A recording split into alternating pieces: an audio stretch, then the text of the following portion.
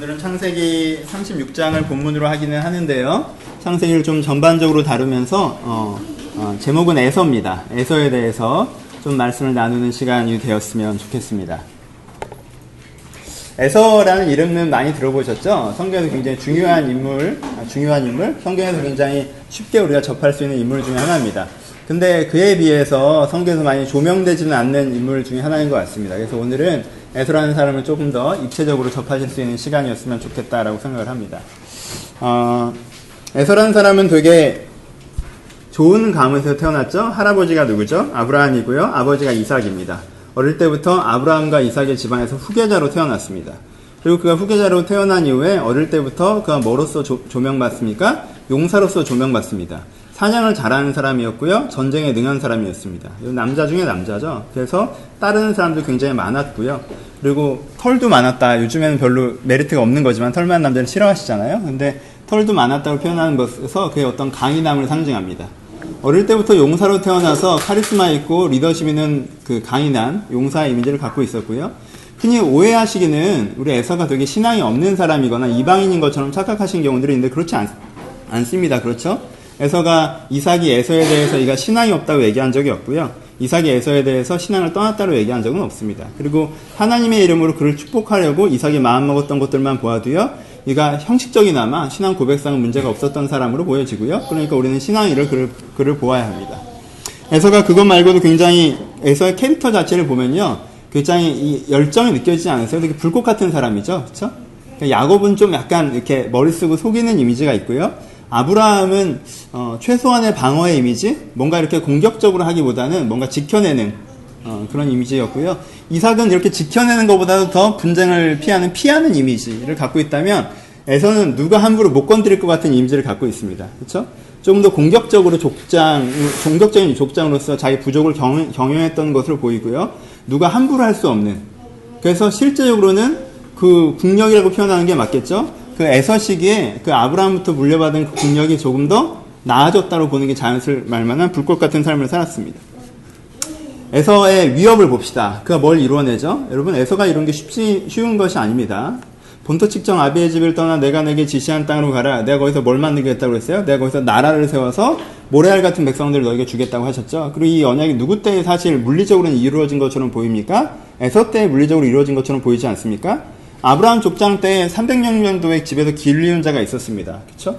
그러니까는 318명의 남자 장정, 전쟁을 할 수 있는 장정이 있었다는 것은 가족이 있었겠죠? 여자 종들과 노인과 어린아이들을 합치면 그 가솔들을 다 합치면 1000명이 넘었다는 얘기거든요. 그래서 이제 족장의 대우를 받는 것이죠.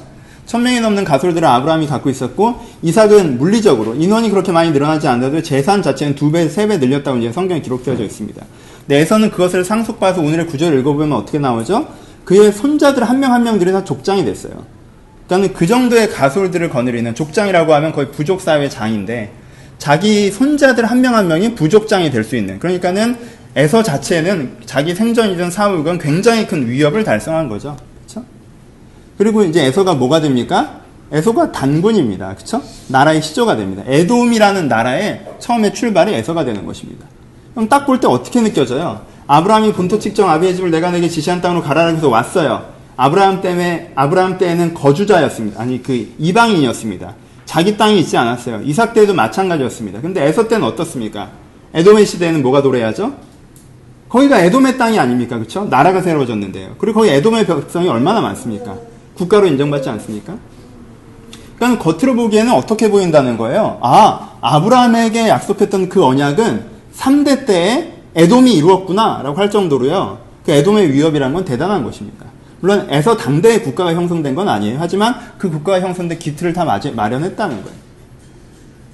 이 에서가 했던 일이 얼마나 대단한 일인지 야곱과 좀 비교해 보시면 알 수 있습니다. 역사적으로 봐도요. 야곱이 세운 나라, 이스라엘이죠. 야곱의 나라가 에서의 나라의 국력을 초월한 건요. 다윗 때에 가서입니다. 그러니까 1000년이 걸렸어요. 이때부터. 야곱이 에서한테 컴플렉스가 있었는데 그걸 극복해내고 우리가 더 잘난 나라가 되게 1000년이 걸린다는 거예요. 왕정이 시작되는 건요, 에서의 시대보다 야곱의 시대에서 왕정이 시작된 건 700년 정도가 이후에나 가능합니다. 에돔에는 이미 왕이 있었는데요, 훨씬 더 뒤에나 이스라엘은 왕이 세워졌다는 거예요. 나라 자체도 마찬가지죠. 이미 이 지역에서는 나라가 세워졌었는데 이 가나안의 포로 생활을 하다가 400년 뒤에 귀환해서 그 당시에 여호수아 때나 돼야 이스라엘은 왕이 나라가 세워지지 않습니까? 그러니까 에돔은 이미 다 이루어 놓고 있는 거예요. 그러니까 에돔의 위협이라는 건 이렇게 대단한 것이었습니다. 당대만 봐도요, 야곱이라는 사람은 좀 이렇게 좀 초라하잖아요. 야곱의 삶이라는 게. 정말 청년기에는 결혼 때문에 14년을 노동자로 보내고, 그 다음에는 이게 삼촌을 이게 속인 건 아닌데 안 속인 것도 아니고 법적으로는 큰 하자가 없지만 심리적으로는 좀 문제가 있는, 그렇죠? 이 현행법으로는 잡을 수는 없지만 그렇다고 이게 아무 죄가 없다고도 하기 애매한 약간 그런 삼촌의 제사를 착취한 건 아니지만 착취했다고 볼 수 있는 그런 식의 재산의 형성 과정이 있었고요. 그리고 또 라반이 죽이려고 쫓아왔는데 죽을 뻔했다가 살아나고, 에서가 죽이려고 했는데 죽을 뻔하다고 살아나고, 그런 야곱의 이 삶의 족적. 그리고는 결국 노령이 되어서 70년의 가소를 거느리고 이집트로 가는 선택을 했는데 결국 그것 때문에 자기의 자손들은 400년 동안 노예 생활을 하는, 그렇죠? 에서에 비해서 야곱의 인생과 야곱의 나라의 결과들이 얼마나 초라하냐는 것이에요. 그것을 비교해 볼 때 에서의 위협이라는 건 훨씬 더 대단한 것입니다. 에서는요, 불꽃 같은 사람이었습니다. 그쵸? 자기가 뭔가, 에서의 인생에 패배가 없어 보이고요. 넘치는 도전정신이 보이고요. 이 사람이 뭔가 목적하고 계획하고 그것을 이루어냈던 사람인 것 같고요. 그리고 그 결과는요, 사실 역사적으로 쉽게 폄하할 수 없을 만한 입지전적인 결과들을 내놓고 있습니다. 요즘 시대에, 근데 그 반대편에, 야곱의 삶은 어떻죠? 조금 얘기했지만, 야곱 보면 전 라이온킹의, 걔 누구죠? 이름이? 심바 이미지 생각나요? 야곱에서? 약간 스카 이미지 아니에요? 그쵸? 무파사의 동생이죠. 형이 되게 잘났어요. 근데 형이 잘난 건 생각 안 하고 내가 동생이어서 왕이 못된 거에 대한 컴플렉스만 갖고 있죠. 에서랑 한 끗 차이로 야곱이 동생이 된 건 맞아요. 하지만 보십시오. 야곱은요, 집사람이었어요. 그 당시에 유목사에서 남자가 집사람이라는 게 도대체 무슨 얘기입니까? 여러분, 야곱이 팥죽을 끓이고 있습니다. 네, 그렇죠? 어머니와 함께 있었고 집에 거주하기를 좋아했고 조용한 사람이라고 했어요. 근데 야곱은요, 형이랑 늦게 태어났기 때문에 쌍둥이인데 내가 발목을 이렇게 획 당기지를 못하고 이러고 내가 나갔어야 되는데 그걸 못해서 내가 동생이라는 컴플렉스를 갖고 있지만 사람들이 보기에는 어때요? 에서가 훨씬 더 유능하다고 생각하고 있었겠죠. 근데 야곱은 그렇게 생각하지 않았던 것 같아요. 그렇죠? 좀 약간 스카 같은 이미지를 갖고 있습니다. 별로 그렇게 멋있어 보이지 않아요? 그 사회생활은 어땠습니까? 아까 말씀드렸던 것처럼 이게 범법인지 합법인지 선을 타죠, 야곱은. 형을 속인 것도 아니고 안 속인 것도 아니고, 삼촌을 속인 것도 아니고 안 속인 것도 아니고, 결국 그러다가 어떻게 됩니까? 자기가 어릴 때부터 컴플렉스 느끼고, 제가 왜 형이야? 제가 왜 상속자여야 돼? 라고 생각했던 그 에서 앞에서 야곱이 어떻게 가는지 아십니까? 이 야곱의 사회생활을 보죠. 7번을 절하면서 살아갑니다. 여러분, 왕한테도 그렇게까지 안 합니다. 진짜 무릎으로 기어가는 거죠. 에서를 만나니 당신의 얼굴을 보니 하나님의 얼굴을 보는 것 같고, 동갑이에요. 오랜만에 만난 형인데 동갑이에요. 여러분, 쌍둥이들은 약간 반말하는 거 아시죠? 근데 당신의 얼굴을 보니 하나님의 얼굴을 보니까 7번을 무릎을 꿇습니다. 7번을 땅에 완전히 납작 엎드렸다가 다시 일어나고, 납작 엎드렸다가 다시 일어나고, 이렇게 기어가요, 사실. 야곱의 가정을 한번 보십시오. 이 사람이 가장입니까? 편애하다가요, 자기 자식들을 풍지박산을 내놓습니다. 그렇죠? 좋은 가장이 아니죠. 박복했어요. 운도 없었습니다. 왜요? 유일하게 사랑했던 여자는 일찍 죽었어요. 그리고 그 아들은 그가 노년이 될 때까지는 일찍 죽은 걸로 또 알았습니다. 자기가 유일하게 사랑했던 아내, 유일하게 사랑했던 아들. 베냐민에 대해서는 이중적인 감정이었어요. 왜? 라헬이 베냐민을 낳다 죽었잖아요. 일단 베냐민은 요셉처럼 사랑할 수가 없었어요. 근데 그 유일한 가족들은 일찍 죽었습니다. 그러면 이 사람의 가족사를 한번 보십시오. 이 사람의 사회생활을 한번 보세요. 그리고 이 사람의 업적을 한번 보십시오. 업적도 이집트에서 곁다리로 살다가 종이 민족이 된 게 이 사람의 업적 아닙니까? 여러분, 에서의 삶을 보고 야곱의 삶을 보면요, 굉장히 우리가 이 사람들을 어떻게 바라야 되냐는 생각을 들게 만듭니다. 여러분, 이 시대에 에서가 있다면 여러분들 어떻게 보실 것 같아요? 위대한 영적인 지도자, 아브라함과 이삭 같은 정말 위대한 영적인 지도자의 3대 계승자입니다. 3대 지도자예요. 근데 이 지도자가요, 그 사람의 명분과 그 사람의 인력과 그 사람의 돈을 다 상속해서요, 그 사람들이 만들었던 결과물보다 훨씬 더 위대한 결과물들을 만들어냅니다. 그렇죠? 10배에 달하는 그 확장을 만들어냅니다. 여러분들 이런 사람을 보면 어떻게 바라보시겠습니까?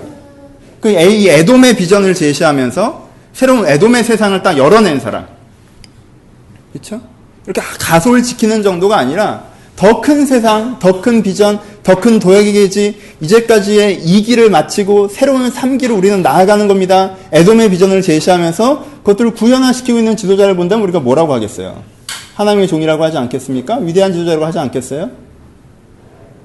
반대로 여러분들이 야곱 같은 종을 본다면 뭐라고 하시겠습니까? 사회적으로나 가정적으로나 개인사적으로나 참 부침이 많고 박복한 이 인생을 보면 여러분들이 뭐라고 하시겠습니까? 이게 세 번째. 여러분의 인생에 에돔 같은 시즌이 있을 때 여러분들 자신을 어떻게 보시겠어요? 여러분들의 인생에 야곱 같은 시즌이 있을 때 여러분들은 여러분 자신을 어떻게 보시겠습니까? 요즘에 내가 에돔처럼 살아요. 에서처럼 삽니다. 안 되는 게 없고 도전하면 성공하고 그것 때문에 사회적 결과가 나고 있고 그래서 내가 입지전적인 영향력을 미치고 있어요. 그럼 내 마음에 뭐가 있겠어요? 사회적인 자부심이 있겠죠? 그렇죠? 개인으로서의 자존감도 있을 것입니다. 오늘 하루에 대해서 긍정적으로 보여지겠죠? 삶에 대해서 굉장히 뿌듯함도 있을 것입니다. 전체적으로 행복감이라고 표현할 수 있지 않을까요? 저는 에서가 행복했을 것 같습니다. 태어나서 죽을 때까지 뭐 인생에 거치는 게 있었습니까? 뭐 인생에 안 되는 게 있었나요? 야곱 때문에 기분 좀 상한 거 외에는 에서 인생에 별일이 없었습니다. 그가 얼마나 행복했을까요? 아침마다. 오늘도 내 맘대로 하면 되는데. 그리고 거기에 대한 결과물들이 나타나고 있는데. 여러분들은 인생의 에서 같은 시즌을 보낼 때 여러분들은 여러분 인생을 어떻게 평가하실 것 같습니까? 인생의 야곱 같은 시즌을 보낼 때는요. 야곱은요. 정말 산다고 살았어요. 그렇죠? 야곱 인생에서 평가할 수 있는 건 이거 하나입니다. 정말 야곱은 산다고 살았는데 자기 딸을 참 열심히 사는데 매일이 너무 힘들었어요. 야곱은. 자기 생각처럼 되어지지 않고 자기 뜻대로 흘러가지 않고 자기가 좀 안정이라고 생각하면 또 위기가 닥치고 야곱은 그런 삶을 살면서 어떤 내면의 풍경을 가졌겠습니까? 불안했겠죠? 힘들었겠죠? 그가 노년의 이집트 바로 앞에 서서 자기 인생을 뭐라고 얘기하죠? 내가 내 열조들보다 더 험난한 인생을 살았다고 고백하지 않습니까? 자기가 생각해도 자기 인생이 참 매일매일이 느끼기에 내 인생은 참 험난하다고 생각하고 살았다는 거예요. 여러분 인생에 이런 야곱의 시즌이 있죠? 이런 야곱의 시즌이 있을 때 여러분들 여러분 인생을 어떻게 평가하시겠습니까?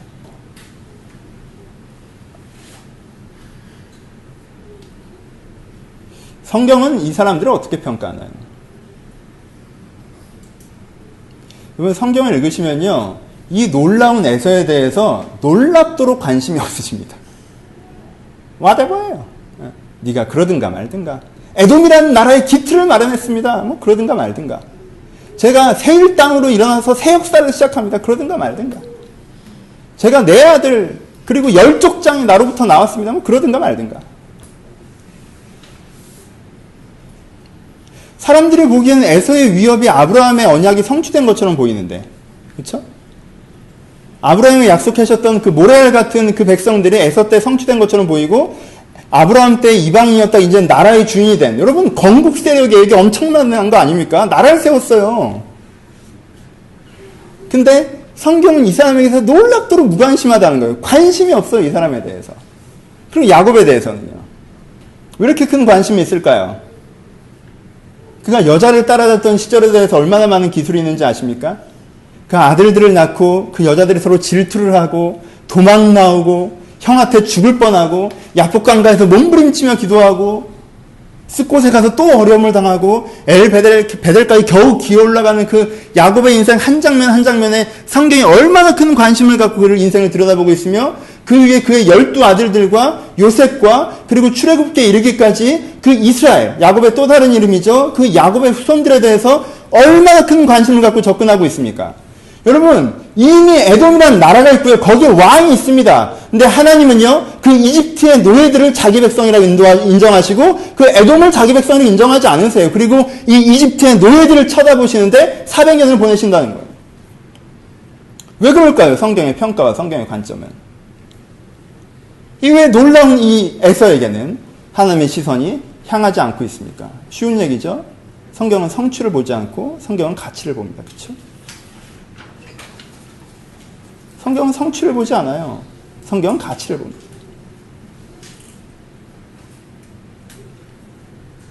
여러분, 에서가 무슨 짓을 하는지 아십니까? 에서가 무슨 짓을 했어요? 에서가 잘한 것 같아요? 에서가요, 아브라함의 재산과 아브라함의 그 언약의 정당성과 아브라함과 이삭이 만들어낸 그 인력을 가지고 누구의 나라를 세웠어요? 에돔의 나라를 세웠습니다. 아브라함의 나라입니까? 아니요. 이삭의 나라입니까? 아니요. 하나님의 나라입니까? 아니요. 에서는요, 하나님께서 100년간 언약으로 주신 그 축복의 재물을 가지고 자기의 나라를 세운 데 사용했습니다. 심지어는 그 아브라함의 아들이라는 그 정당성까지 가지고요. 아브라함의 그 언약의 그 정당성까지 가지고요. 뭘 세운 데 사용했어요? 자기의 나라를 세운 데 사용했어요. 에돔은 시조가 에서입니다. 시조가 에서라는 말은 그 사람의 아비와 그 사람의 할아비와 그 할아버지가 받은 언약에 대해서는 이 나라가 기억하지 있지 않다는 거예요.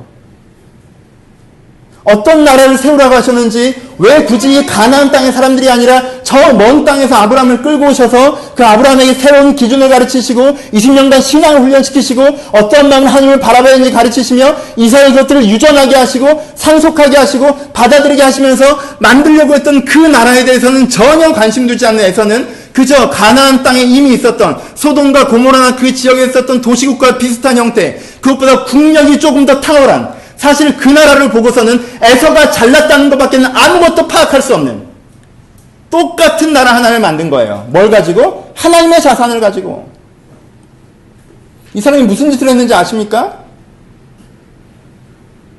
성경에서 에서를 칭찬할 수 없는 이유는 이것입니다. 에서가 한 짓과 하나님이 하고자 했던 것이 상관이 없기 때문입니다. 그 과정에서 그가 또한 어땠습니까?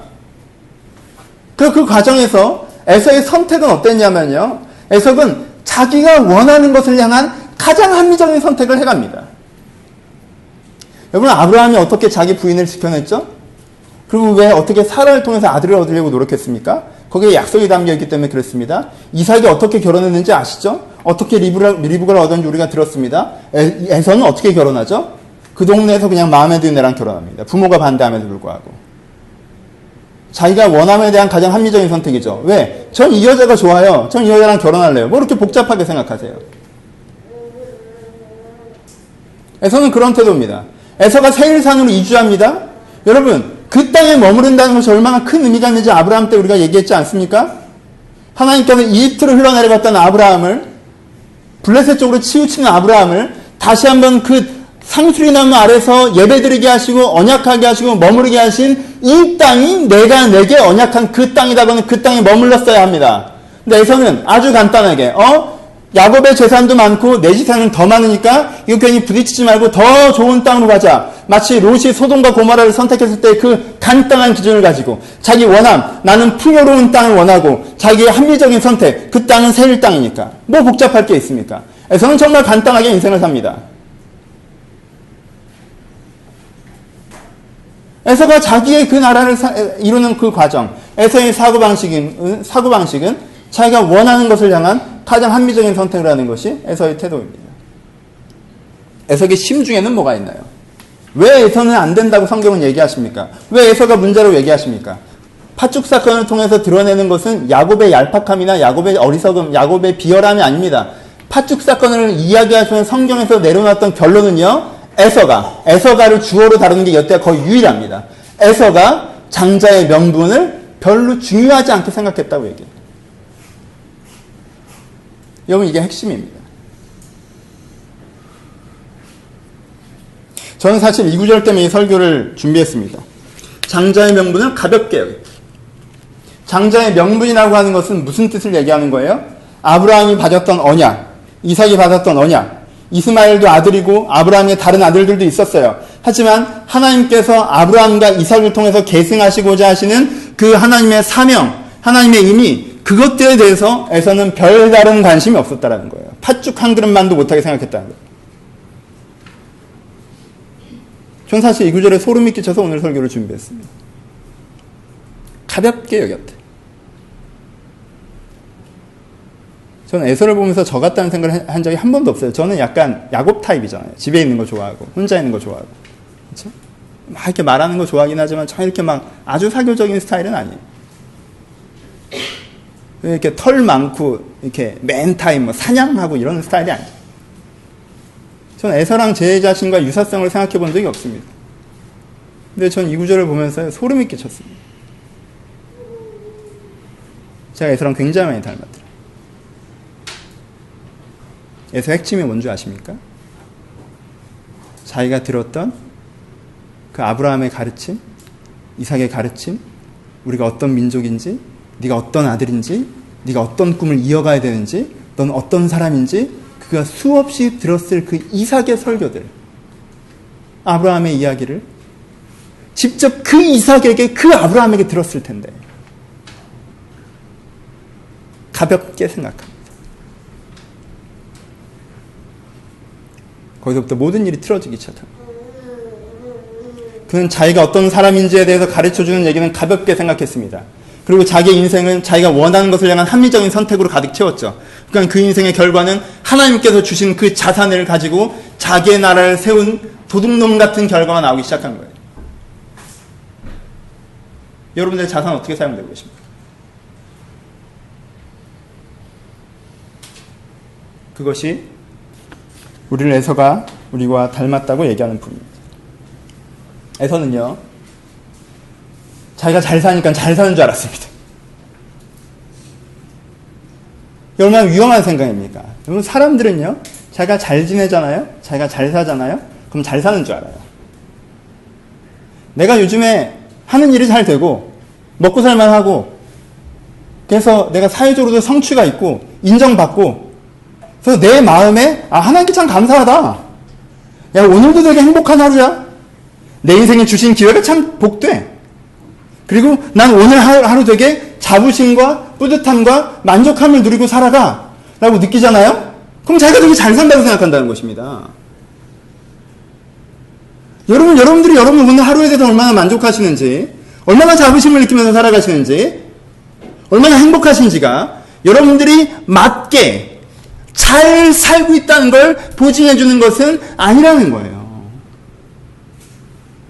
근데 우리는요, 잘 지내면 잘 산다고 생각합니다.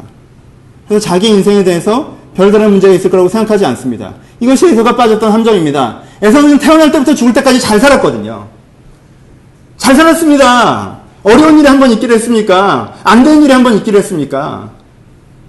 그쵸? 자기를 한 번 신경 거슬리게 했던 자기 동생은요, 7번 얼굴을 쳐받고 기어서 자기한테 오고 있는데, 에서가 그날 얼마나 뿌듯했을까요? 하나님께서 나의 승리자 되신다고 얘기하지 않았겠습니까? 그것이 에서의 인생의 최대 위기라는 게 느껴지십니까? 에서의 인생이 그렇게 초라하게 시들어버립니다. 하나님의 정당성과 정통성과 자산을 모두 갖고도 아무것도 하지 않은 사람으로, 아무것도 하지 않은 가장 결정적인 범죄를 저지른 사람으로 그렇게 시들어버리는 가장 큰 동기가 된 것이 바로 이렇습니다.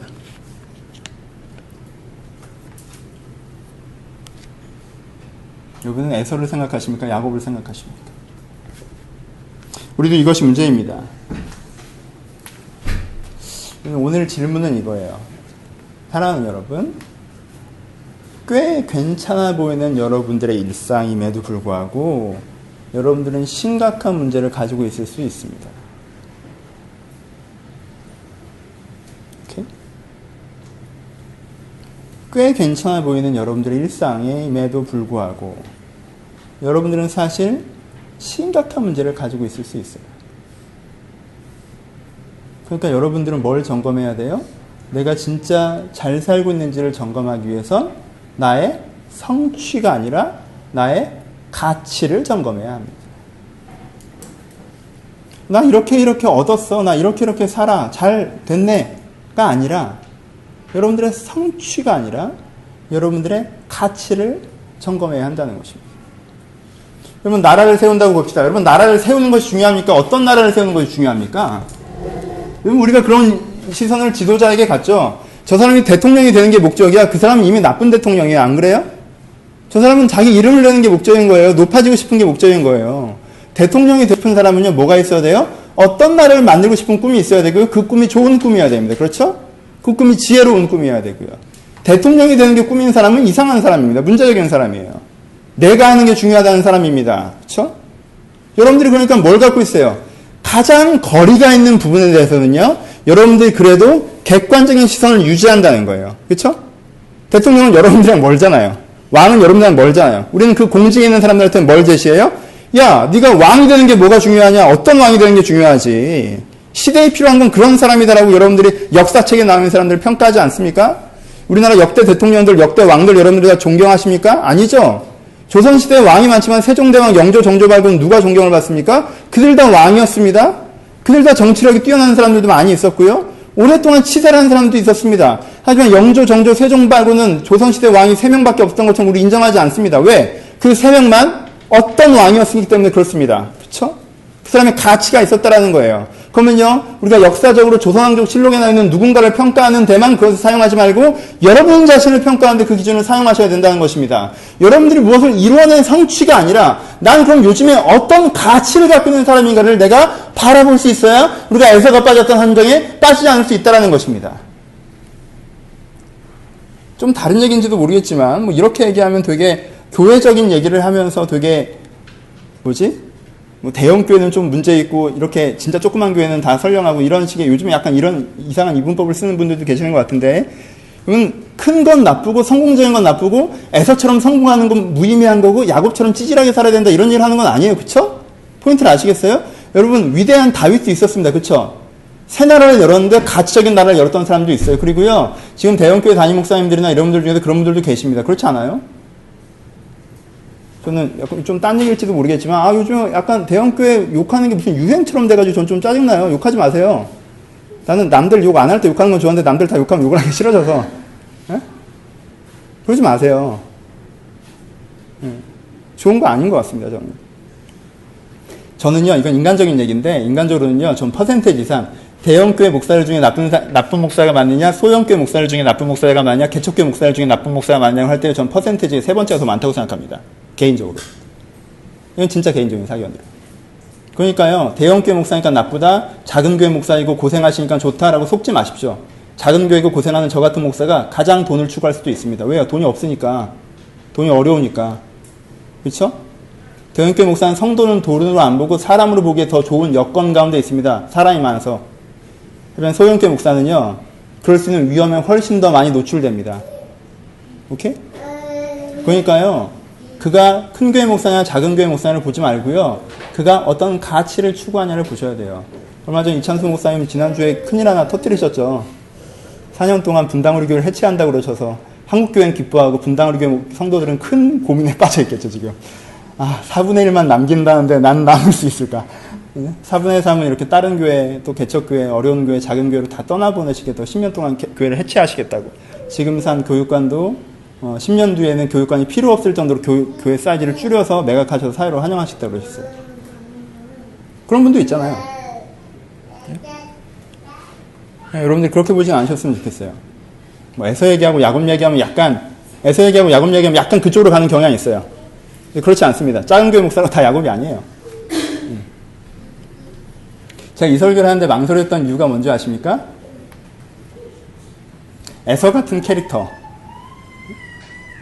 여러분 이 시대에 에서가 돼서는 안 됩니다라고 내가 얘기를 하려면 좀 니네가 에서 같은 상황이어야 되는데 우리는 주소만 강남에 있는 교회라 이렇게 쭉 둘러봐도 얘는 참 에서처럼 어릴 때부터 승승장구해서 이게 고민의 깊이가 없고 그렇게 될 위험이 있다라고 생각되는 사람이 지금 이렇게 쭉 둘러봐도 정말 깔끔하게 한 명도 없네요. 그렇죠?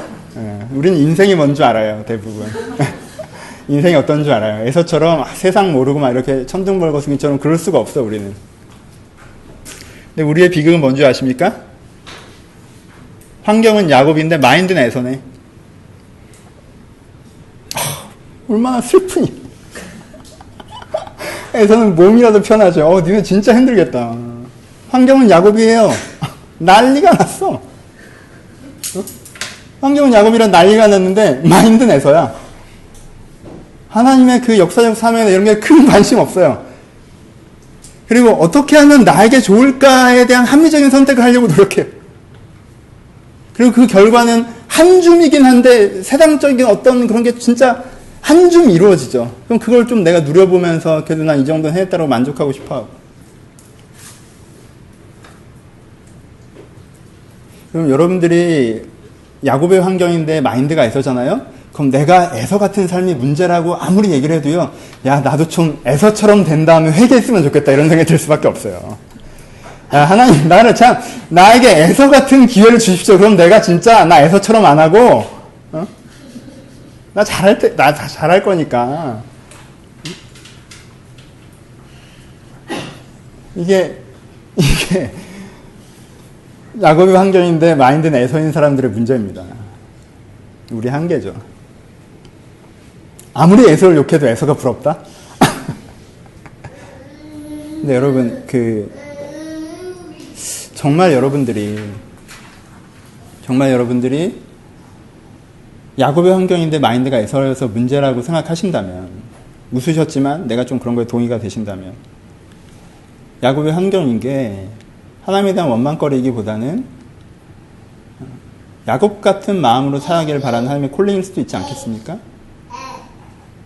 여러분들의 에서의 환경이 아닌 것이 어떤 원망거리이기보다는 하나님은 여러분들을 야곱으로 보시고 야곱처럼 자라기를 바라시고 야곱처럼 하나님의 사람으로 쓰임받기를 원하시는 하나님의 배려 혹은 사랑 그리고 하나님의 기대라고 해석할 수 있지는 않을까요?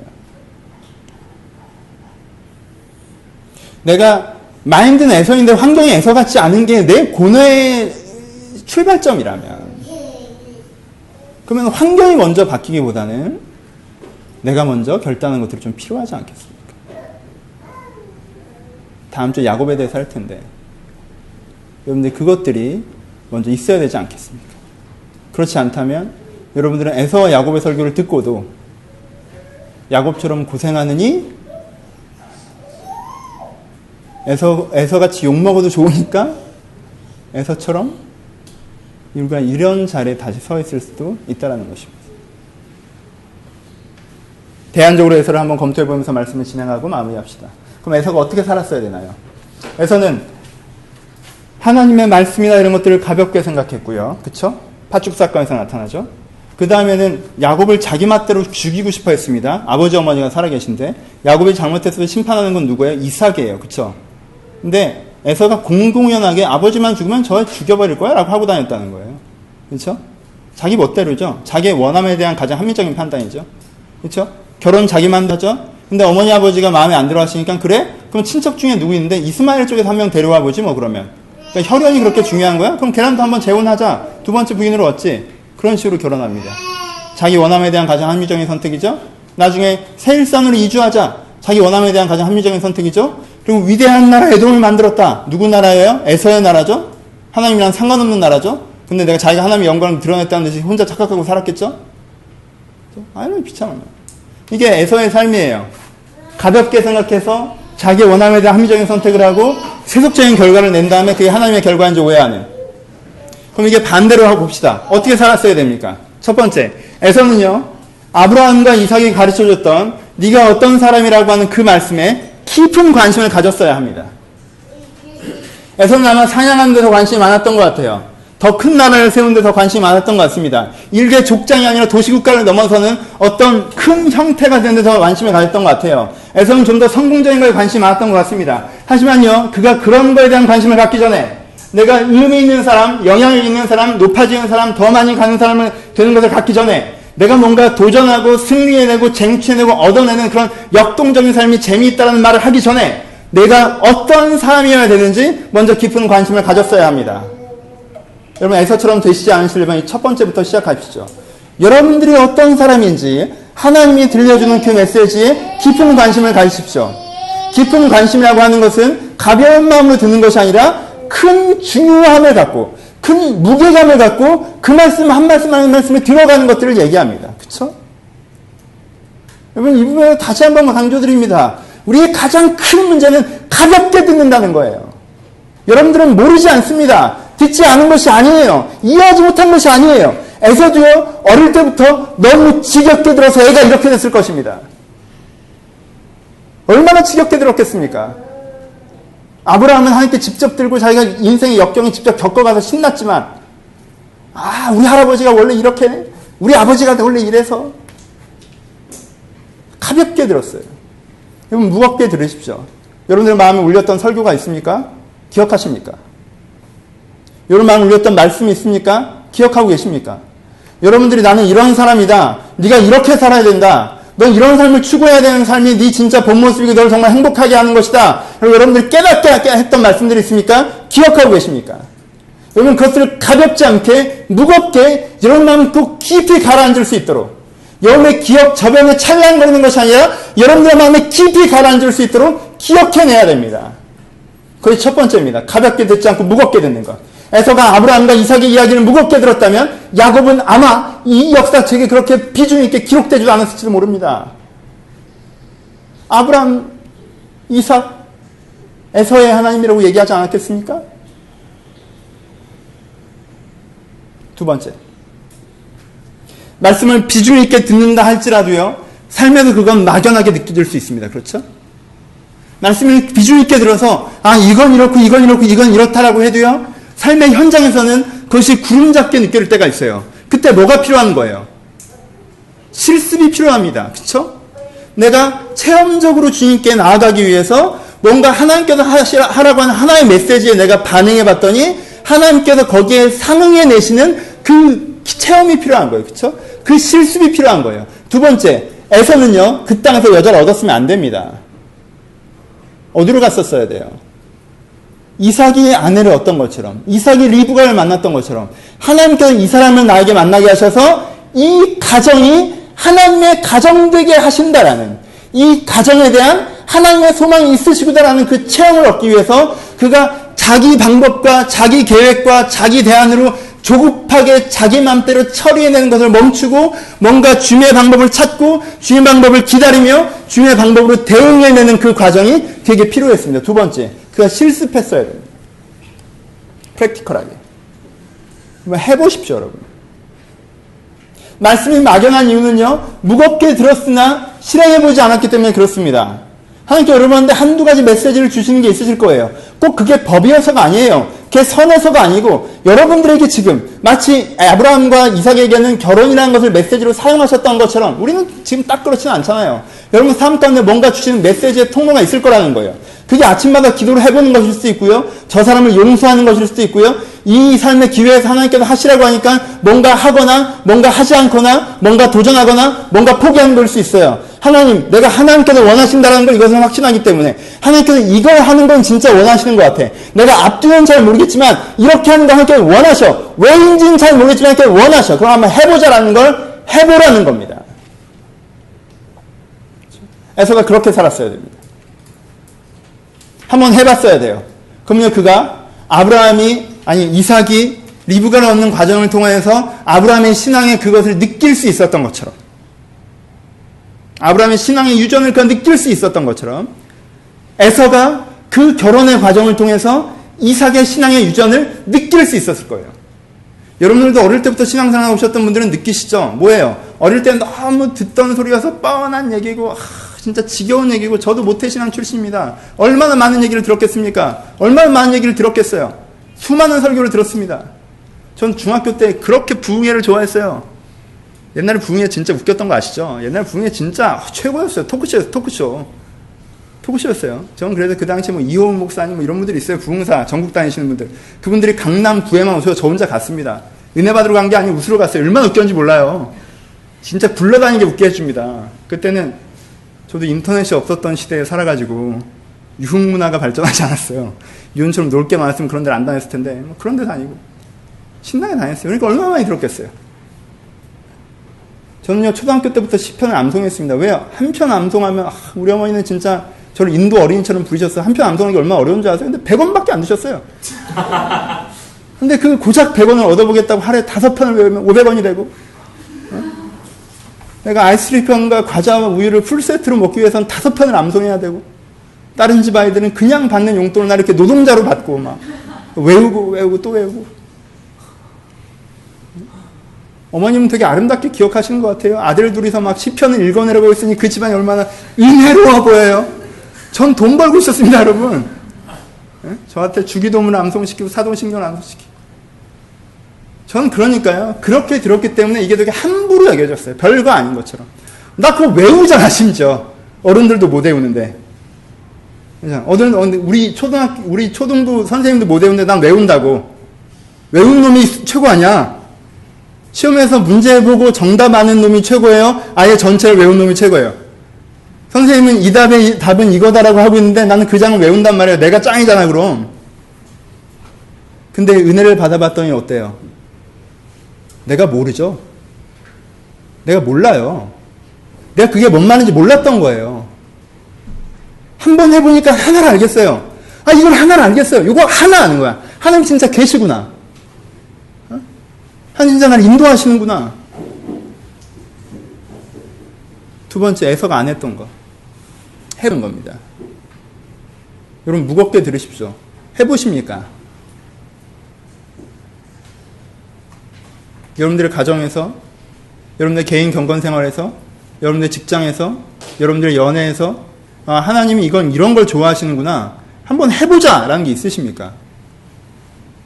해보지 않고, 안 해봐놓고는 자기 상상력을 동원해서 해도 안 될 거야 라고 생각을 하고, 그걸 안 되는 걸 시키기 때문에 하나님께서 무력하다고 얘기하면, 어려운 얘기가 됩니다.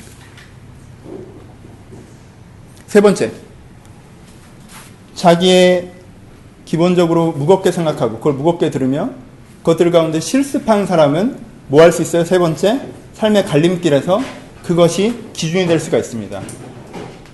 에서에게 세일산을 가느냐 마느냐에서 유일한 판단 기준은 뭐였어요?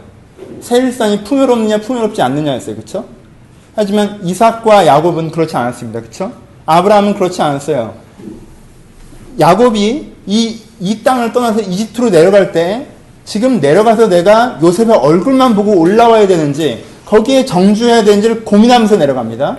그리고 그렇게 고민하면서 내려가는 과정 가운데서도 이 땅을 떠나가는 게 맞는지 고민하면서 내려갑니다. 그때 하나님께서 그에게 나타나셔서 지금 가는 발걸음이 내가 원하는 발걸음이고 이 과정을 통해서 내 뜻이 이루어질 거라고 그에게 응답하셨어요. 야곱은요 그렇게 응답받고 이집트로 내려가는 거예요. 에서랑은 수준이 다릅니다. 에서가 어디 묻기는 합니까? 물어보지도 않고 가서 잘 됐죠. 그러니까 자기 판단이 맞다라고 생각하는 거죠. 하지만요, 에서가 거기서 오른쪽 왼쪽을 한번 고민해 봤다면 내가 세일산으로 가고 싶은 마음이 있는데 여기에 있는 것이 맞느냐 가는 것이 맞느냐를 자기가 원하는 바에 대한 합리적인 선택이 아니라 난 이렇게 하고 싶은데 그렇게 하려면 이렇게 하는 게 최선이야. 원하는 것에 대한 합리적인 선택으로 내 결정사항을 만드는 것이 아니라 하나님의 기준에서 보면 오른쪽이 맞냐 왼쪽이 맞냐, 내가 여기 머물러야 되냐 아니면 움직여야 되냐, 그리고 그가 결정해내는 것. 그것이 그가 했어야 되는 세 번째입니다. 삶의 전체적인 큰 결정들을 합리가 아니라 가치로 하는 것, 기준으로 하는 것. 자기 원함이 아니라 가치로 하는 것, 기준으로 하는 것. 네 번째, 에서에게 있었어야 되는 건 뭐예요? 에서에게는요, 가장 이게 중요해요. 가장 이게 중요해요. 사실 1번이랑 4번이 가장 중요합니다. 가장 이게 중요해요. 에서에게는요, 자기가 만들고 싶은 하나님의 나라가 있었어야 돼요. 에서의 가장 큰 문제는 그거였어요. 에서가 만들고 싶었던 건요, 그냥 큰 나라였어요. 큰 나라. 내가 잘 되는 나라. 여러분, 가치적으로 간다는 건요, 여러분들이 만들고 싶은 세상이 있어야 됩니다. 아니, 조그맣게. 여러분들이 만들고 싶은 나가 있어야 돼요, 나. 10년 뒤에 나는 어떤 사람이 되어 있겠다. 10년 뒤에 내 가정은 어떤 가정이 되어 있어야 된다. 10년 뒤에 내 현장은, 내 세상은, 내가 꿈꾸는 이런 세상을 위해서 내가 어떤 세상을 향해서 내가 현장에서 일하고 만들어가고 있어야 된다가 나에게 있어야 돼요. 그쵸? 에서에겐 그 4번이 필요했습니다. 4번이 필요하면 어디로 가겠습니까? 말씀은 무게감 있게 듣겠죠? 돕니다. 그쵸? 이거 진짜 되는지 알기 위해서 실습해 보겠죠. 그쵸? 실습하는 과정 가운데 또 같이 실습하는 과정 가운데서 같이 판단력으로 이 사람한테 체화되겠죠. 그럼 그 판단으로 판단해 나가겠죠. 그러면서 다시 한번 꿈꾸겠죠. 그런 세상이 되기를. 더 깊게 알기를 바라고 이 순환고리에 들어가는 것입니다. 깊이 알기에 더욱더 꿈꾸고 더욱더 꿈꾸기에 실습해 볼 수 있고 실습해 받기에 그것이 가치체계가 되는 가치체계에 확신이 더 생기니까 가치체계가 됐으면 어떻게 하겠어요? 내가 하는 방에서 하나님께서 내가 호응하시는 것이 보이지 않습니까? 아브라함과 이삭과 야곱이 그랬던 것처럼 내가 이렇게 했더니 하나님께 이렇게 호응하시고 내가 이렇게 했더니 하나님께 이렇게 호응하시고 남들 보기에는 그냥 고생하고 있는 것 같은데 그 사람 속에는 뭔가 하나님과의 호응이 있잖아요. 그 과정 가운데 뭔가 더 생겨요? 더욱더 이게 마침내 될 거라는 신뢰감이 쌓여가고 이런 호흡 가운데로 들어가는 것이라는 것입니다. 야곱은 이 호흡이 있었어요. 에서는 이 호흡이 없었고요.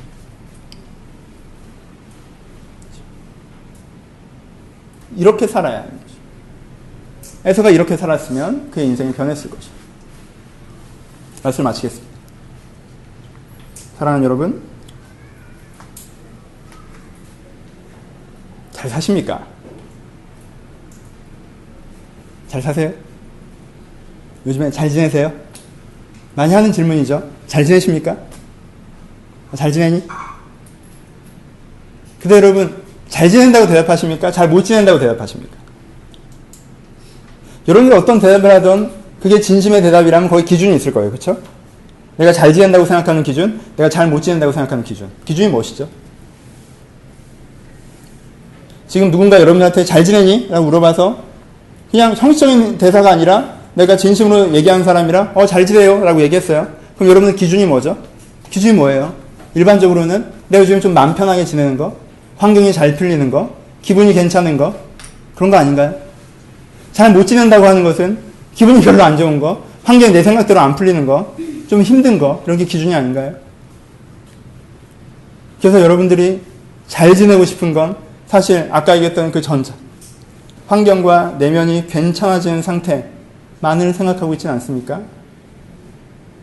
여러분, 그것은 잘 지내는 것이 아닙니다. 그건 제대로 지내고 있는 것이 아닙니다. 하나님께서는 이 사람이 잘 지낸다라고 얘기할 때 그렇게 판단하지 않으십니다. 하나님 보시기에는요, 에서는 그렇게 지냈지만 잘 못 지냈어요. 그렇죠? 야곱은 그렇게 지내지 않았지만 야곱은 잘 지내고 있었어요. 하나님이 보시기에 야곱은 되게 잘 지내고 있었습니다.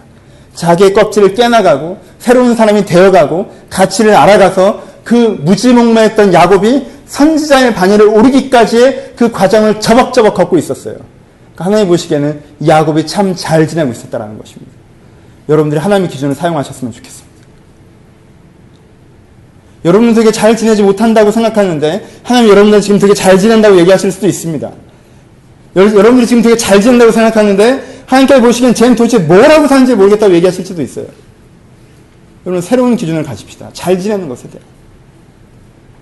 순례에 대한 설교를 하고 있습니다. 순례의 영성에 대해서 제가 말씀드리고 있습니다. 여러분 평범하게 그냥 잘 되는 삶의 여행지.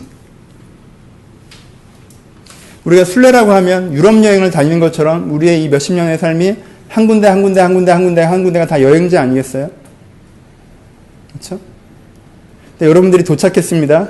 이번 도시는 잘 지내는 도시, 편안한 도시, 잘 되는 도시.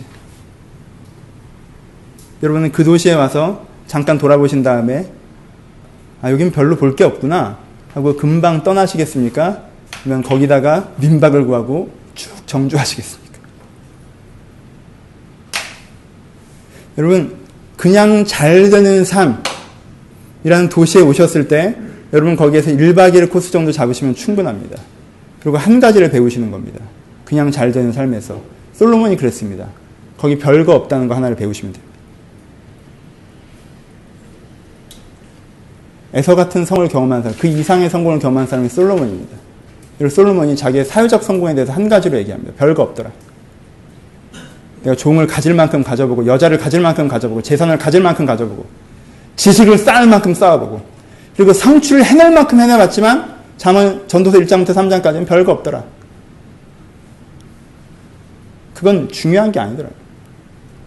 그건 허무하더라. 헛되더라. 솔로몬이니까 그럴 수도 있다고 생각하십니까? 여러분 인생에 돌아보십시오. 잘 지냈던 시절을. 잘 지냈던 시절. 참 재밌었고, 신났고.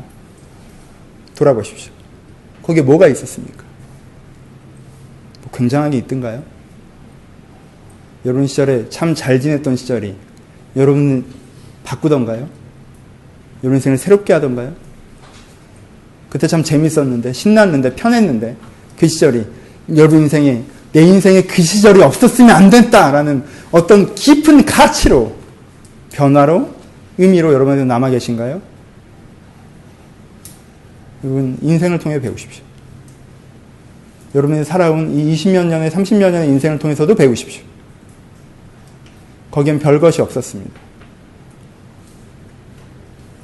거기 너무 오래 머물려고 하지 마시고 여러분들이 진정한 삶으로, 성취가 아닌 가치의 삶으로, 내가 무게감 있게 하나님의 말씀을 들은 것을 통하여서 내 삶 가운데 나와 세상에 대한 새로운 꿈을 가지며 살아가는, 그것을 실습해보고 그것을 선택하는 과정 가운데 더 용기와 확신을 얻어가는 그러한 야곱적인 삶으로 여러분의 자신을 초대하시기를 주님의 이름으로 축복합니다. 같이 기도하시겠습니다. 진짜 환경은 야곱인데 마인드가 에서라 문제예요. 그게 가장 큰 문제입니다. 그 안경으로 보면요, 모든 게 왜곡돼 보여요. 모든 게 꺾여지게 보일 수밖에 없어요. 그 안경을 보면요, 잠깐 에서 같은 시즌이 찾아오면요, 그게 그렇게 달콤할 수가 없습니다. 그건 아니잖아요, 그렇죠? 여러분 인생이 끝나고 하나님 옆에 서서, 아니 여러분들 인생의 중년에 여러분들의 삶을 돌아보면서 내 인생이 에서처럼 보여지길 바라지 않으시잖아요. 우리 좀 오늘 회개합시다. 주님, 내 마음에 에서인 게 문제입니다. 난 내 인생을 진지하게 받아들이지 않고 그냥 좀 편하게 살면 되는 것처럼, 좀 안정감 있게 살면 되는 것처럼, 약간의 성취가 있으면 되는 것처럼 생각할 때가 많이 있습니다. 주님, 내가 내 인생을 좀 진지하게 받아들여서 내가 어떤 사람이 되어야 되는지, 어떤 세상을 만들어 가야 되는지, 어떤 삶을 살아야 되는지 고민하며 알아가며 이뤄가는 사람이 되게 하여 주옵소서. 여러분 들은 말씀 생각하시면서 그리고 고백하면서 우리 5분 정도 자유롭게 기도하도록 하겠습니다. 기도하겠습니다.